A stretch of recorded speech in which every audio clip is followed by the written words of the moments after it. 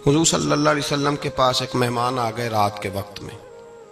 جب وہ آئے تو حضور نے پوچھا کھانا کھانا ہے؟ تم نے کہا کھانا ہے. جھوٹ اور بھوک کو جمع کرنا منع ہے. کہا جی کھانا ہے. تو حضور صلی اللہ علیہ وسلم نے فرمایا ازواج مطہرات کے گھروں میں پتہ کرو کچھ ہے. حضرت ام سلمہ کے گھر میں پتہ کیا تو کہا یا رسول اللہ 4 دن سے روٹی نہیں پکی. حضرت زینب سے پوچھا تو کہا حضور کئی دن سے چولہا ہی نہیں جلایا.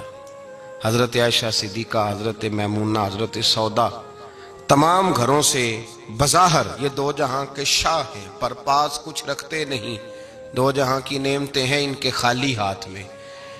ہر چیز ہے پر فقر اختیاری ہے. کوئی شے نہ ملی تو نبی پاک صلی اللہ علیہ وسلم نے مسجد میں اعلان کیا، فرمایا کون ہے جو میرے مہمان کو روٹی کھلائے؟ ان لفظوں کا حسن کوئی حسن والا ہی سمجھ سکتا ہے. فرمایا کون ہے جو میرے مہمان کو کھانا کھلائے؟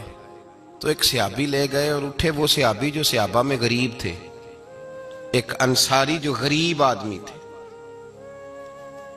بہت زیادہ امیر آدمی اللہ کی راہ میں خرچ نہیں کر پاتا، اس کے لیے مشکل ہو جاتا ہے. اس کے لیے بہت امیر آدمی جو ہوتا ہے نا، وہ جتنا زیادہ امیر ہوتا ہے نا اتنی دیوار اس کے گرد کھڑی ہو جاتی ہے پیسوں کی، مشکل ہو جاتا ہے اس کے لیے. غریب آدمی کھڑے ہوئے. اگرچہ میرے محبوب کے غلاموں میں جو بڑے امیر تھے وہ بھی خرچ کرنے میں بڑے آگے تھے. حضرت عثمان غنی رضی اللہ تعالیٰ عنہ، حضرت عبد الرحمن ابن عوف، حضرت ابو بکر صدیق رضی اللہ. لیکن یہ غریب آدمی کا حضور میں لے جاؤں گا، میں لے کے جاؤں گا. اور یہ بخاری مسلم ہے. حضور نے فرمایا لے جاؤ. وہ اب صحابی گھر لے گئے اور بیوی سے مشورہ کیا.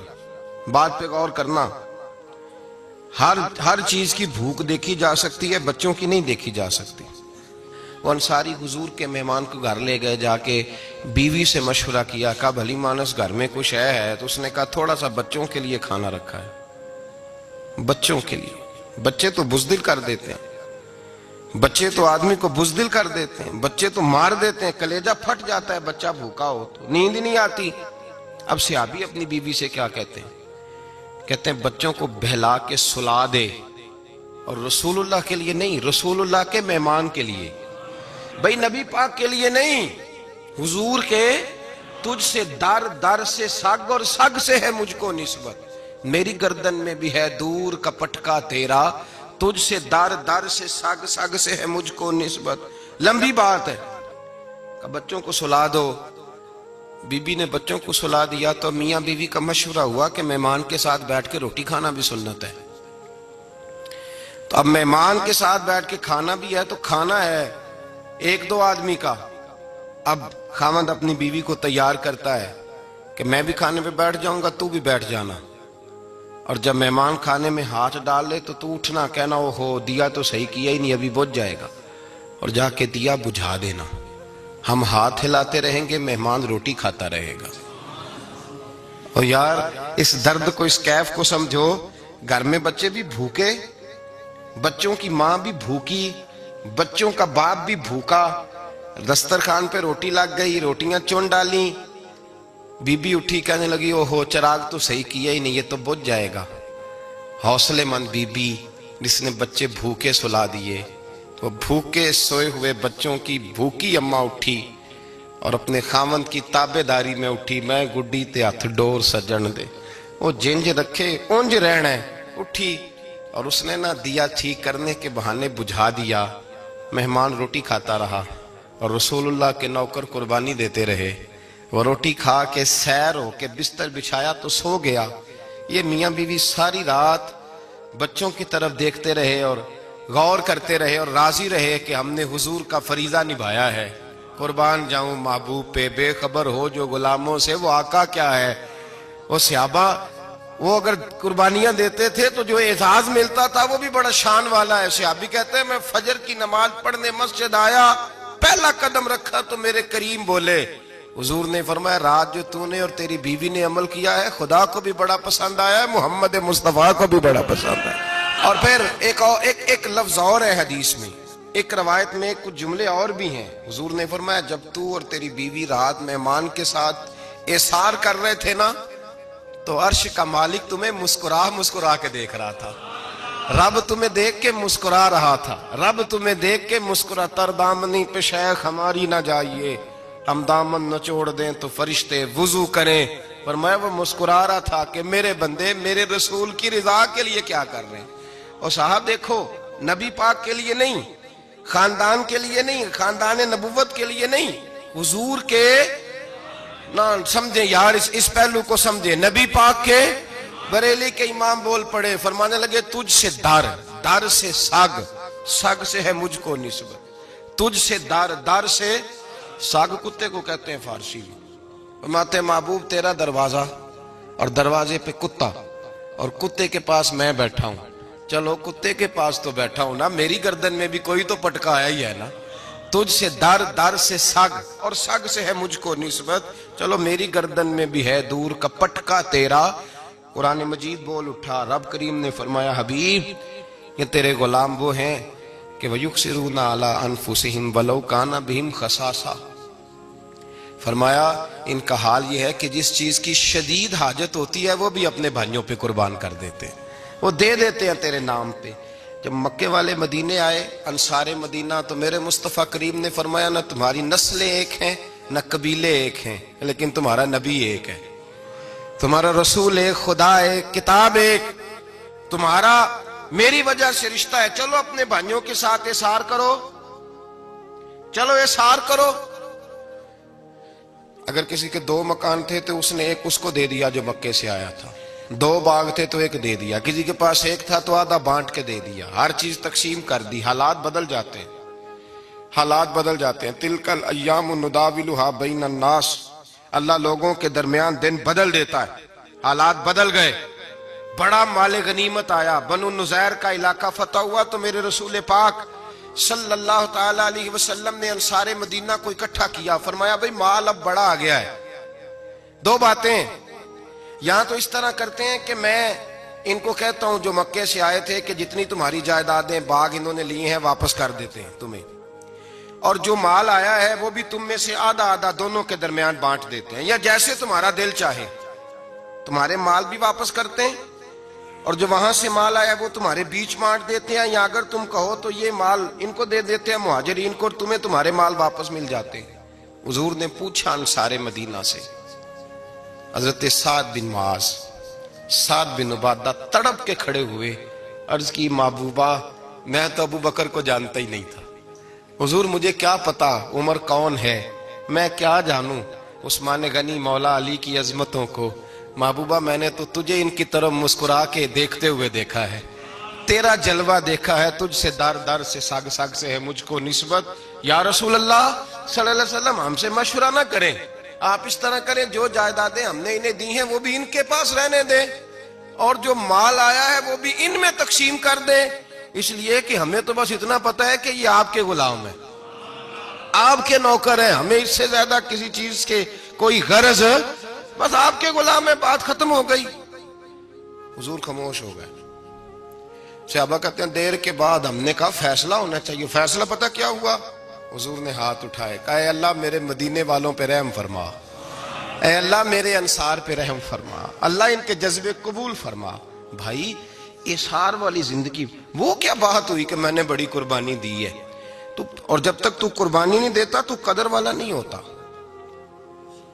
جو چیز قربانی سے حاصل ہوتی ہے اس کی قدر ہوتی ہے، جو چیز مفت میں آ جاتی ہے اس کی کوئی قدر نہیں ہوتی، کوئی قدر نہیں۔ میں اکثر سوچتا ہوں کہ حضرت خواجہ اجمیری کے خلیفے اجمیر میں بھی تو ہونے چاہیے تھے نا، لیکن ان کے خلیفے اجمیر میں نہیں ہوئے، دلی میں ہوئے۔ تو میں سوچتا ہوں دلی والوں کے خلیفے دلی میں ہونے چاہیے، لیکن دلی میں نہیں ہوئے، پاک پتن میں ہوئے، تو پاک پتن والوں کے یہاں ہو جاتے۔ وہ اس لیے کہ قربانی جو دیتا ہے نا، جو دور سے چل کے آتا ہے وہ قربانی کرتا ہے، قربانی دیتا ہے، اس کو قدر زیادہ ہوتی ہے۔ ہم نے کسی شے کے لیے کبھی قربانی نہیں دی، نہ دین کے لیے، نہ قرآن کے لیے، نہ مسجد کے لیے، نہ شیخ کے لیے، نہ طریقت کے لیے، قربانی تو ہے ہی نہیں۔ تو جو شے مفت ملتی ہے اس کا نہ مزہ آتا ہے نہ قدر ہوتی ہے۔ جو چیز قربانی کر کے لیتے ہو نا، قربانی کر کے، اس کی قدر ہوتی ہے۔ کسی لیے کہا تھا کسی درویش نے، اس نے کہا تھا قدر نبی دائے کی جانن دنیا دار کمینے، قدر نبی دا جانل واگے سو گئے ویچ مدینے. ان سے پوچھو نا، ان سے پوچھو ان حضرات کو کتنی قدر تھی. قربانی اپنی زندگی میں دینا سیکھیں. ایک ہوتی ہے بندے کی ذاتی خواہش، اس کو کچلنا بڑا مشکل ہوتا ہے. قربانی بڑی ضروری چیز کا نام ہے، اور جو قربانی دینا سیکھ جاتا ہے وہ بچ جاتا ہے. کتیا 6 بچے جنم دیتی ہے لیکن قربانی نہیں نہ دیتی بچوں کی، تو ریوڑ نہیں بنتے، اجڑ نہیں بنتے. بکری 2 بچے پیدا کرتی ہے اور سال کے بعد ہزاروں بچوں، لاکھوں بچوں کی قربانی دیتی ہے، پر پھر بھی جدھر جاؤ بکرے ہی بکرے نظر آتے ہیں. جو قربانی دینا سیکھ جاتا ہے نا، یزید نے کوئی قربانی نہیں دی، اس لیے کوئی شخص بھی کھڑا ہو کے نہیں کہتا، حالانکہ 14-15 بیٹے تھے یزید کے، کوئی بھی کھڑا ہو کے نہیں کہتا میں اس کی نسل میں سے ہوں. امام حسین نے ساری قربانی دے دی. ایک زین العابدین بچے تھے، پوری دنیا میں اللہ نے سید عطا فرمائے ہوئے ہیں. جو قربانی دینا سیکھ جاتا ہے وہ بچ جاتا ہے. ہم نا قربانی کیا، ہمارے پاس تو اضافی شے ہے وہی دینے کو تیار نہیں. جب آپ تیار ہی نہیں تو سودا ہی نہیں کر، آپ نکلے ہی نہیں میدان میں تو حاصل کیسے ہو؟ حصول تو تب ہوگا نا جب آپ کوئی انویسٹمنٹ کریں گے. تو آپ انویسٹ ہی نہیں کر رہے تو بھائی آپ نے پودا ہی نہیں لگایا تو پھل کیسے ملے؟ قربانی نہیں دی تو وہ درجہ کیسے ملے؟ اس کے لیے تو قربانی ضروری ہے. اب تمام صحابہ کی زندگی پڑھ لیں، حضرت ابو بکر سے لے کر حضرت بلال تک، یہ سارے قربانی والے ہیں. آپ تمام اولیاء کی صفت پڑھ لیں، غوث اعظم، جیلانی، داتا علی اجویری، خواجہ معین الدین، یہ سب قربانی والے لوگ ہیں. قربانی دیتے رہے تو بچے ہوئے ہیں. ان کے جو ساتھ تھے وہ بھی قربانیوں والے تھے. قربانی حصہ ہے طریقت کا، قربانی ضروری ہے. اور ہمارے صوفیاء تو کہتے ہیں جس شخص نے تصوف میں آ کے قربانی نہیں دی. بزرگوں کے پاس ایک شخص آیا، غالباً خواجہ نظام الدین محبوب الہی کی بات ہے، میرے ذہن میں نام پورا نہیں سما رہا. تو ایک مرید نے آ کے کہا حضور زکوٰۃ کتنی دینی ہے؟ فرمایا 2.5%.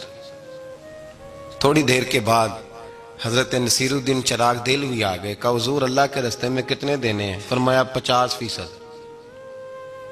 ایک ساتھی قریب بیٹھا تھا، اس نے کہا پہلے کے لیے 2.5% کا فتویٰ تھا، اس کو کہہ دیا دے دے. چند منٹ گزرے تو حضرت امیر خسرو بھی آ گئے. کہا حضور زکوٰۃ کتنی دینی ہے؟ فرمایا جو ہے سارا ہی لے آ، تیری 100% ہے. تو وہ ساتھی جو قریب بیٹھے تھے اس نے کہا بابا فتوے علیحدہ علیحدہ ہیں. فرمایا فتویٰ ایک ہی ہے، بندے علیحدہ علیحدہ ہے. فتویٰ ایک ہی ہے، مجھے پتا ہے کون کتنے دے سکتا ہے. وہ جس کو میں نے 2.5% کہا ہے وہ بھی جا کے حساب کتاب کرے گا، اس نے 2.5 بھی پورا نہیں دینا. فرمایا جس امیر خسرو کو میں نے کہا نا سارا لے آ، اس کا دل کرے گا میں اپنا مکان بھی توڑ کے لے آؤں. میں نے فتویٰ ایک ہے، بندہ دیکھ کے بات کی ہے. بھائی قربانی نہیں ہے، اظہار ہی نہیں ہے، جذبہ ہی نہیں ہے، ہمارا مزاج ہی نہیں ہے. لیکن نا یہ اب ایک تو شریعت کی قربانی ہے نا یہ، تو اس پہ بھی لوگ بڑا سوچیں گے، اس پہ بھی لوگ بڑا سوچیں گے. فتوے پوچھتے پھریں گے کہ جی میرے اوپر تو ابھی میں نے تو 15,500 قرضہ دینا ہے، دوں کہ نہ دوں، کون سی دوں؟ فتوے پوچھیں گے. دینے کی دفعہ فتوے پوچھیں گے اور لینے کی دفعہ چھٹی، جو آتا ہے آنے دو. کبھی لینے کی دفعہ بھی فتویٰ پوچھنا صاحب کہ یہ مجھے اتنا مال آ رہا لے لوں کہ نہ لوں. وہ لے لیا، قابو کر لیا. جب دینے کی باری آئی تو فتویٰ احصار کرے. اور احصار صفت ہے مسلمان کی، یہ احصار کرنے لگتا ہے تو بچنے لگ جاتا ہے، اس کا فائدہ ہونے لگ جاتا ہے. قربانی دینے لگ جاتا ہے تو بچ جاتا ہے. کسی نے کہا تھا سن اے مسلمان، یہ نکتہ فیض قرآنی میں ہے، عظمت و اسلام اور مسلم صرف قربانی میں ہے. اگر تو جینا چاہتا ہے تو قربان ہو، اپنے مزاج میں قربانی. اور ایک عیسائی اسکالر تھا امریکہ کا، صرف ایک حدیث پڑھ کے مسلمان ہو گیا، کلمہ ہی پڑھ گیا. حدیث کیا ہے؟ جنگ یرموک ہے. تو 7 صحابہ زخمی ہیں، چور چور زخموں سے لیٹے ہوئے، گرمی بڑی شدید ہے. العطش العطش، پیاس پیاس پیاس پکارے ایک صحابی. ایک آدمی دوڑا دوڑا آیا، پانی کا برتن ہاتھ میں ہے، اس کے منہ کے قریب پانی کیا تو قریب ایک اور زخمی نے کہا میں بھی پیاسا ہوں. زخموں سے چور چور شخص نے، میدان میں پڑے ہوئے آدمی نے کہا یار پہلے اسے پلا دو، وہ زیادہ پیاسا ہے. وہ کہتا ہے میں جب اس کے پاس گیا، اس کو پانی دینے لگا تو ایک آدمی قریب سے اور بولا یار میرے تو زبان پہ زخم ہے، دوڑ کے آؤ، بڑی پیاس ہے۔ کہتا میں نے پانی کا کٹورا اس کے قریب جو کیا تو چوتھا بول پڑا۔ اس نے کہا ادھر لے جاؤ یار، میرا گزارا ہو جائے گا، کام چل جائے گا۔ وہ کہتا پانچواں بول پڑا تو چوتھے نے انکار کر دیا، میں نہیں پیوں گا، پہلے اس کے پاس لے جاؤ۔ کہتا حد ہو گئی۔ ساتویں تک میں آیا، اور جب میں ساتویں تک آیا تو پہلے نے پھر چیخ ماری۔ تو فرماتے ہیں وہ ساتواں کہنے لگا نہیں ادھر لے جا یار، اس کو پیاس زیادہ لگی ہوئی ہے۔ کہتے ہیں جب میں اس تک گیا تو وہ جام شہادت نوش کر چکا تھا۔ پلٹ کے دوسرے کے پاس آیا تو وہ بھی فوت ہو گیا۔ تیسرے کے پاس آیا تو وہ بھی رب کریم کی بارگاہ ناز میں حاضر ہو گیا۔ ساتوں شہید ہو گئے۔ تو پانی کا کٹورا میرے ہاتھ میں رہا، میں کبھی آسمان دیکھتا، کبھی زمین دیکھتا، کبھی پانی دیکھتا، کبھی میں ان 7 شہیدوں کے چہرے دیکھتا۔ پھر دل میں خیال آیا یہ تو گردنیں کاٹنے والے تھے، یہ تو ایک دوسرے کو قتل کرنے والے تھے، یہ تو خون پینے والے تھے۔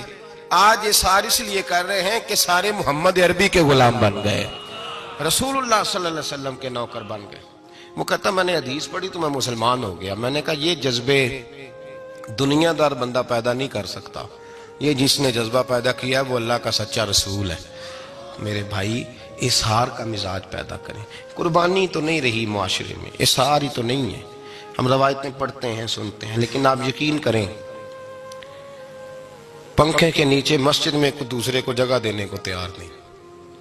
پھر پنکھا ہے نا چل رہا ہے تو کوشش ہے کہ مجھے عین اس جگہ ملے جہاں پنکھا چل رہا ہے۔ اتنا بھی اظہار کرنے کو لوگ تیار نہیں، اتنا بھی۔ اور درجے بڑے بڑے لینے چاہتے ہیں، بڑے بڑے درجے۔ وہ ہمارے پاس لوگ آتے ہیں، 2-4 لفظ لکھے ہوتے ہیں نا نام کے ساتھ، کوئی علامہ لکھ دیتا ہے، کوئی پیر صاحب لکھ دیتا ہے، تو لوگ بڑی باتیں پوچھ لیتے ہیں۔ کئی دفعہ آ کے پوچھتے ہیں میرا زیارت کرنے کو دل کرتا ہے۔ میں کہتا ہوں یار تو نے آخری سیڑھی پہ پیر رکھ دیا ہے، بالکل آخری پہ۔ دل تو تیرا جس چیز کو کرے گا تو وہ کرنے لگ جائے گا۔ پہلے شروع تو حضرت جنید بغدادی رحمت اللہ تعالی علیہ، وہ دریا کنارے کھڑے تھے تو آپ دریا کے اندر پیر رکھا آگے جانے کے لیے۔ یہ اعلیٰ حضرت نے لکھا ہے واقعہ ملفوظات شریف میں۔